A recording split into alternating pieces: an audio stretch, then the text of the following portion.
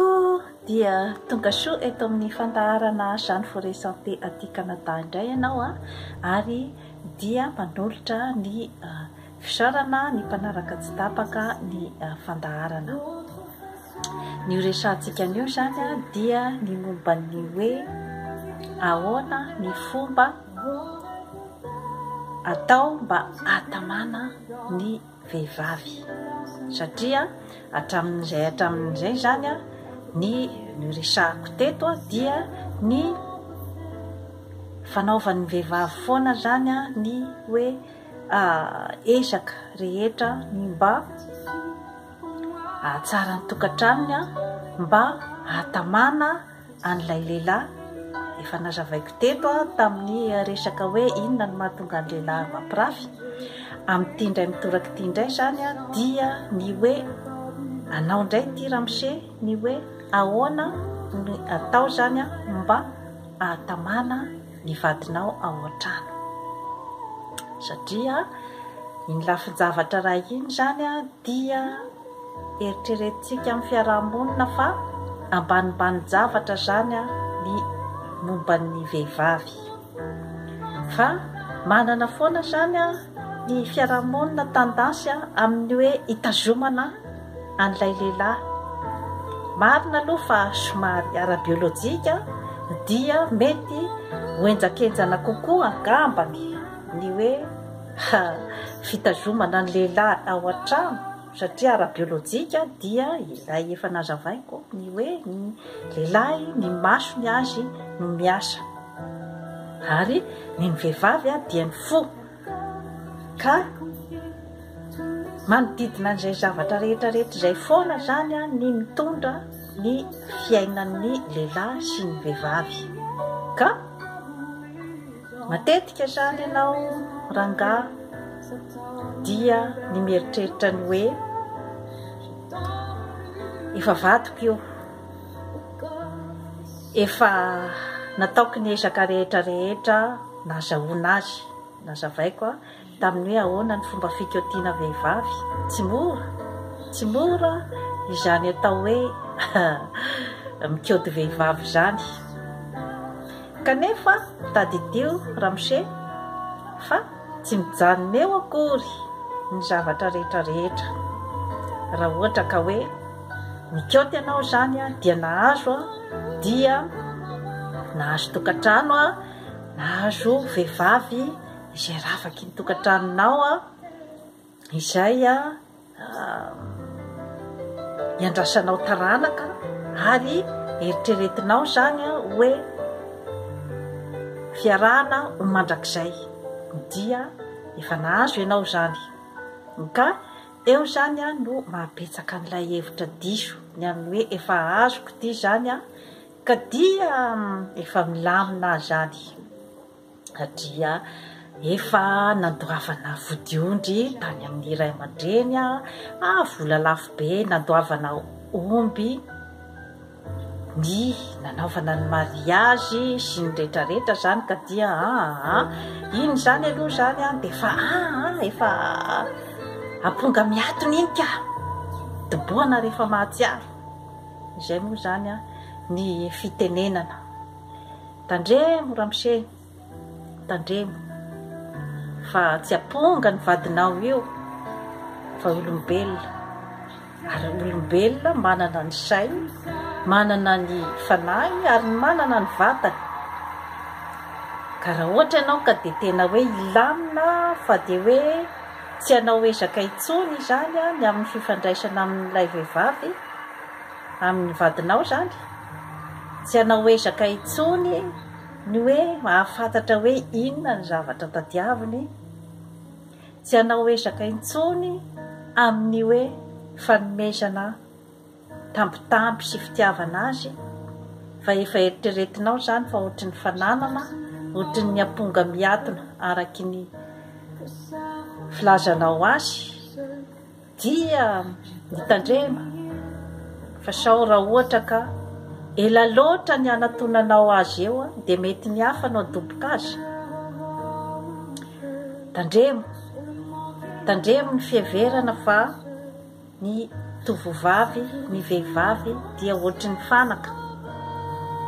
Ianao zao mahafatatra tsara fa afaka mijery izy, afaka miteny izy, afaka miasa mitady vola izy, ary mety mbola mandray vola ambony noho ianao na mitovy aminao. Dia somary mahagagagaga ihany ny mbola ieveranao azy toy ny tsy olombelona, tsy mananjo ahazo an'izany atao hoe fitiavana zany. Mahagagagaga ihany. Tandremo ramose ny fieverana hoe io vadiko io dia toy ny saribakoly, ka dia rehefa amin'ny lavako azy dia raisiko, dia rehefa tsy ilaiko tsony fa variana amin'ny zavatra izay mahavariana amin'ny fiainana andavanandro, na ny asa na ny fanenjehana ny zavatra maro samihafa, dia hoe apetrako ilay saribakoly rehefa tsy tadiaviko tsony, dia raisiko rehefa amin'ny lavako azy.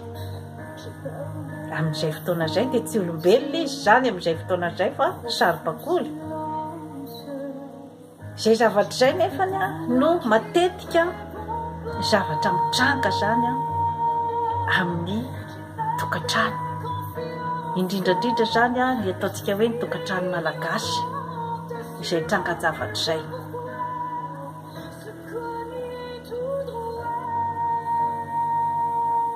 Ny mitondra ny ataontsika hoe zany ny échec voalohany indrindra dia ilay toe-tsaina ny aingiana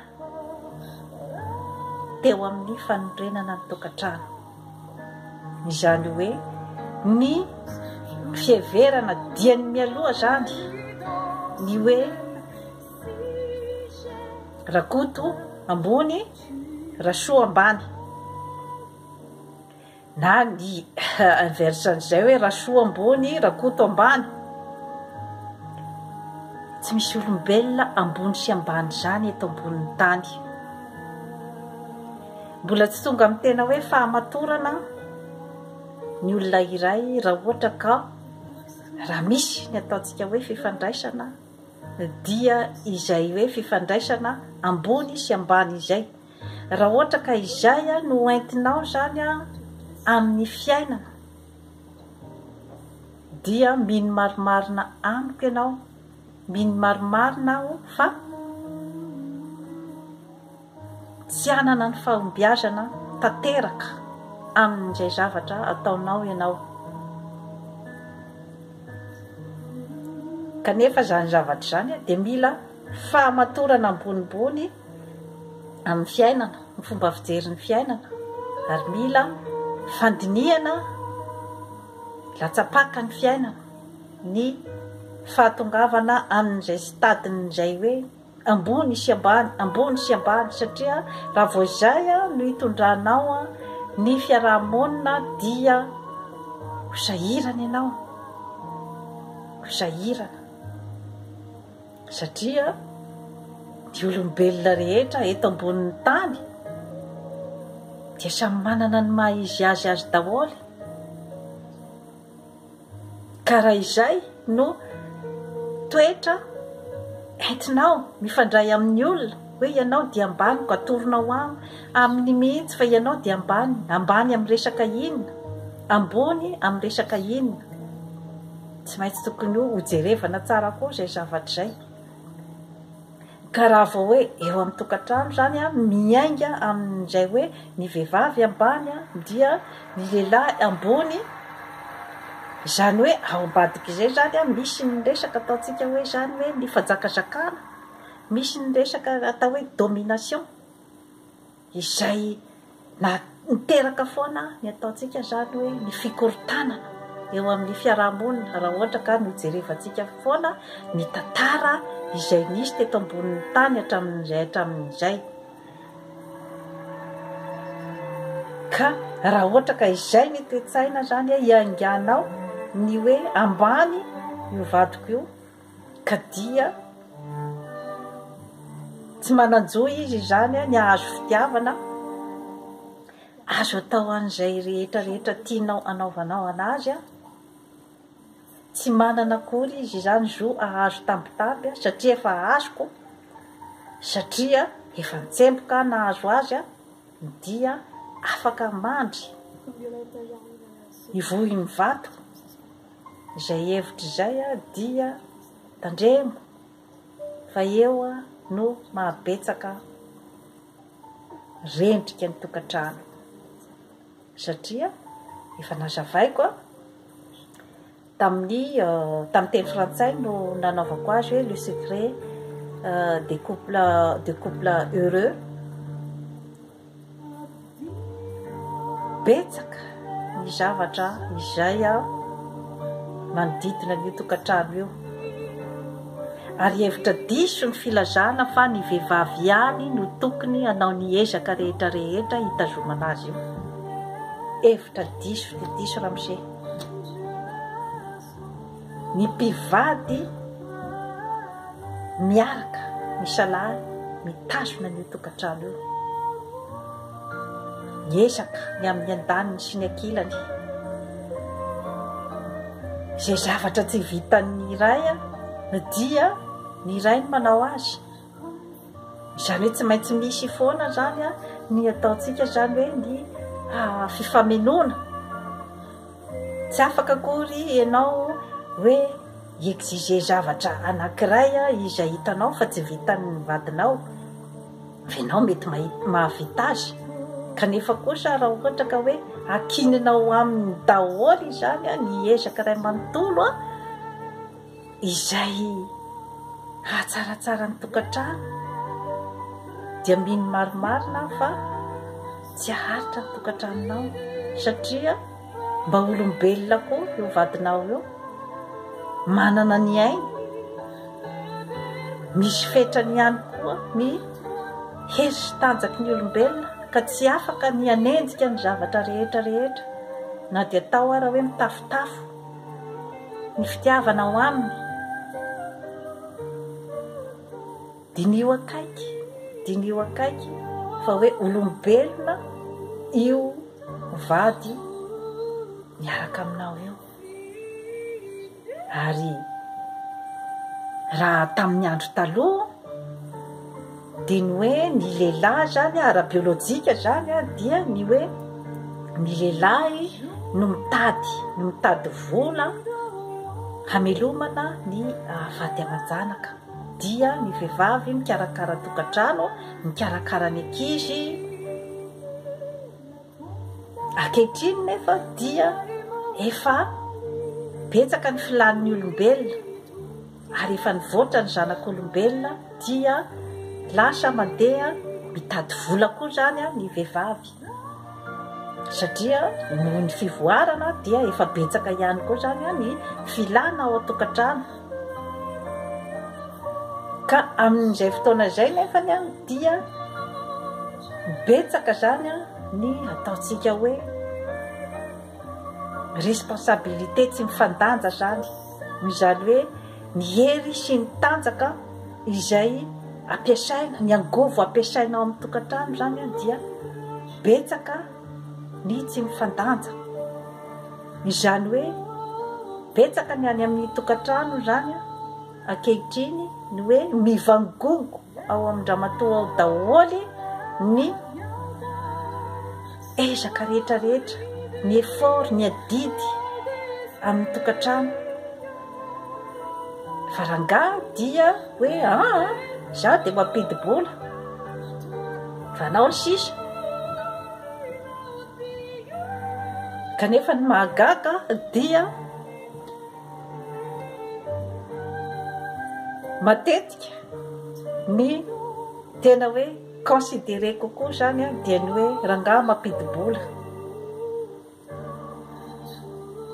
fa tsy dia jerena loatra zany ny hoe ny asa rehetra ataon'ny vehivavy ao an-tokantrano misy antony matoa manakarama an'ireny ataontsika hoe femme de ménage cuisinière satria asa manokana izany hoe asa ao atokantrano zany, andraisana vola manokana mihitsy koa arak'izay voalazako teo zay ho an'ny mpamafatrano, ho an'ny mpanao lakozia. Mitodika manokana ny amin'ny ataontsika zany hoe ny mpivady aty Andilam-bato, aty Andafy zany. Be dia be zany ny zavatra mifamafao mahatonga korontana zany ao amin'ny tokantrano ary dia miteraka mihitsy hatramin'ny ataontsika hoe fisaraha-panambadiana, satria no izay hoe tsy fandiniana amin'ny atsipiriany ny hoe inona no ao anatin'ny fony sy ny saina io vehivavy io, fa dia mbola ilay hoe eritreritra ohatrin'ny hoe fanaka, ohatrin'ny hoe saribakoly, ohatrin'ny hoe amponga miatona. Raha ohatra ka mbola izay ny tondranao ramose ny tokantranonao, na dia efa tonga aty amin'ny toerana izay hafa dia hafa ny fomba fiainana, tsy hoe akory makasitraka ny hoe fandrosoana amin'ny lafiny rehetrarehetra. Misy ny fandrosoana mahatsara, misy ny fandrosoana maharatsy, ary misy koa ny fomban-drazana mahatsara, ary misy koa ny fomban-drazana izay miteraka ny ataontsika hoe zany hoe tsy fahombiazana eo amin'ny fifandraisana ao amin'ny tokantrano, satria indraindray manana an'izay eritreritra izay ianao ramose ny hoe ny zavatra tsaratsara amin'ny fandrosoana, amin'ny zavatra tsaratsara amin'ny fomban-drazana izay mampetipety anao no raisinao, tazominao, dia ny zavatra tsaratsara aty amin'ny fandrosoana izay mampetipety anao no tazominao. Izany hoe rehefa tena atao ny kaonty zany dia te hanana ny rehetrarehetra ianao zany, tsisy nefa ny tonga lafatra, tsisy ny tonga lafatra.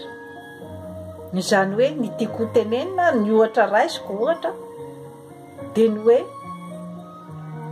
raha ohatra hoe tena fomban-drazana no lazaintsika dia ny vehivavy tsy miasa fa ny lehilahy no mitady.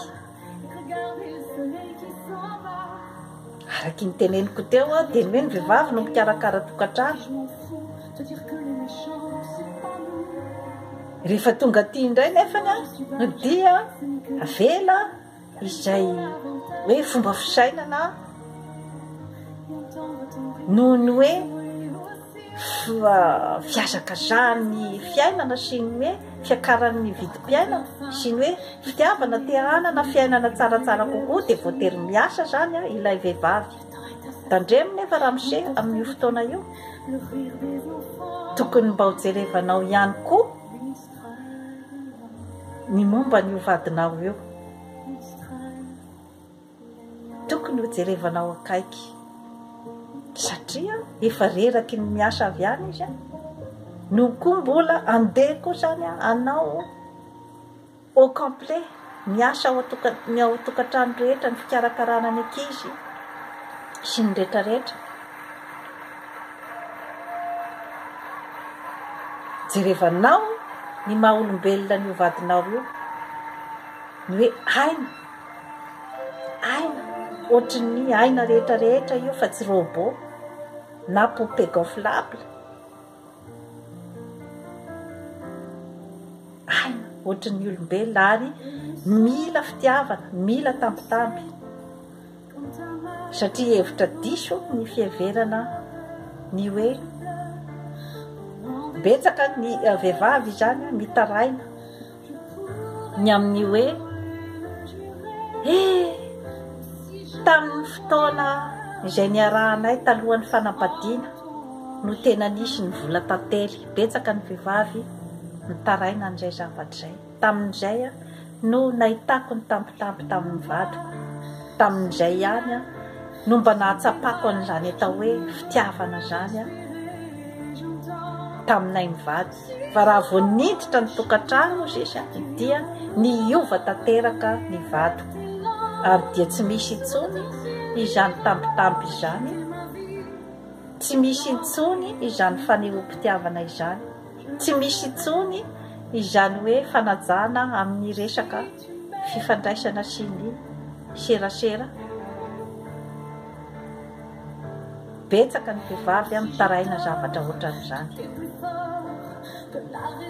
ary indrindrandrindra efa nazavaiko tamin'ny hoe firaisana ranofo mirindra hoe misy kody ny firosoana amin'izany hoe firaisana ranofo mirindra zany. Misy kody ny amin'ny hoe ny lehilahy ny maso sy ny saina ny miasa, ary ny vehivavy dia ny fony azy no miasa. Ka raha ohatra ka tsy apatsapahanao azy ramose ny fitiavanao azy, tsy apatsapahanao azy ny tampitampi sy ny sisa amin'ny fomba ahoana moa no ampandeha ny firaisana ranofo mirindra. Ka izany zavatra rehetra izany dia isan'ny mampikorotana ny tokantrano, indrindrandrindra ny tokantrano. Ataontsika hoe zany tokantrano rehefa tonga aty Andilam-bato. Aza mieritreritra ianao ramose hoe efa azoko io ka dia tsy afaka anao inona tsony. Eo koa ny hoe fa soara, ianao ngamba ny mety mahita azy hoe soara, fa ny sasany mety mbola mahita azy ho midi na après midi.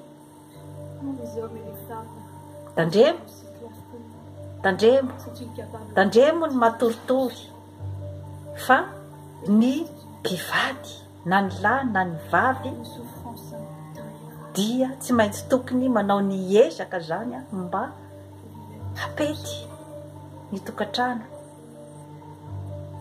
mba hitazomana an'io afo io tsy ho faty mandrakizay. Ezaka hatrany, ary ny fitiavana no ambony indrindra. Efa verimberiko eto foana ny hoe miainga ao amin'ny tokantrano milamina, miainga amin'ny tokantrano misy fifanajana sy fitiavana, ny fandrosoana. Efa nazavaiko teto ny hoe ahoana ny fomba fitondrana an'izany atao hoe entreprise zany. Tsy misy mahasamihafa azy raha ohatra ka hoe tena olona tompona entreprise iray miroborobo, dia tokony ihany koa hanana ny ataontsika hoe ny fahaizany mitondra ny vadiny, miserasera amin'ny vadiny. Tsy vitany hoe rehefa nokotianao ny vadinao dia azonao, dia hoe apetraka fotsiny zany eo anjoro-trano. Zay ilay hevitra diso. Olombelona io, olombelona ohatranao ihany koa, manana maso, manana vava, manana vatana, manana tanana, manana saina, manana fanahy. Ka tandremo, fa raha ohatra ka apetraka ao ery anjoro-trano izy, tsy menao ny valeur tokony ho ananany. Raha efa misy olon-kafa mahita ny valeurany, tandremo. Fa ny olombelona rehetra dia mila fitiavana. Ka raha misy olona iray mahay mivaloriser ny vadinao, nahoana izy ny tsy hovoan'ny fakapanahy. Isika olombelona rehetra dia manan-jo ahazo fitiavana, manan-jo ho sambatra, ary tsy misy angamba olombelona izay hoe ny andray aloha dia le fijaliana ny tiako e, ny andray dia le atao tsinotsinona ny tiako e. Da kosa angamba fa tsy misy olombelona kosa angamba ny isafidy an'izany, fa angamba hoe voatery angamba izy no hoe miaritra na ohatr'izay. Kanefa araky ny efa averimberiko eto foana dia ny saina, ny fanahy ary ny vatana no mitondra ny olombelona iray, ary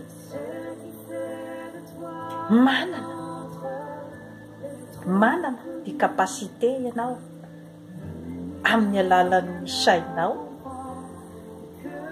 ny fanahinao ary ny vatanao, hanomezanao fitiavana bebe kokoa ny vadinao. Tsy marina akory ny fomba fisainana ny amin'ny hoe rehefa maneho fitiavana ny vehivavy dia resim-bavy, izay koa mantsy matetika zany no lay toe-tsaina diso hoe tsy tokony mampiseho fitiavana amin'io vehivavy io fa sao dia tsany io, tsy tokony hampiseho fitiavana amin'io vehivavy io fa sao dia atao hoe resim-bavy, ataon'ny zalahy hoe lako le tsy dia tena resim-bavy. Tandremo fa ny fahaizanao mikojakoja ny vadinao io, fahaizanao mikojakoja ny vehivavy ao an-tokantranonao io, arakarak'izay no feedback omeny anao. Satria rehefa apetraka ao tsara amin'ny toerana tokony hisy azy izy manana tsara ny fitokisany ny tenany, manana tsara ihany koa ny ataontsika hoe ny fakatoavany ny tenany, dia hanome fitiavana bebe kokoa anao. Tandremo izay zavatra izay, fa tsy ny fanambanibaninao azy akory no ampisandratra anao, na ny fanaovanao azy tsinotsinona no hitiavana ianao bebe kokoa. Tandremo izay tsy midika hoe hoentin'ilay vehivavy amin'ny orony ianao dia hoe izay zavatra rehetra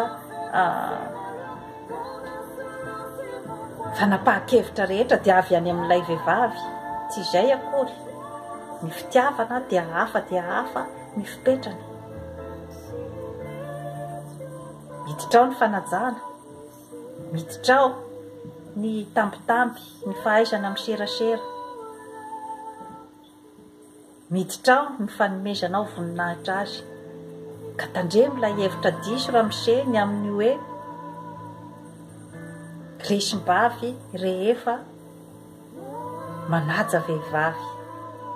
Ialao tao anatin'ny eritreritra ny zavatra ohatran'izany. Fa ny lehilahy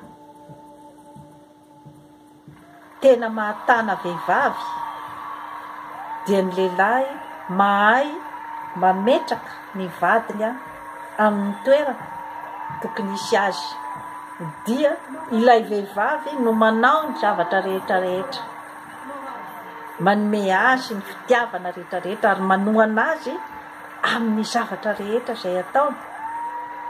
Tadidio izay zavatra izay,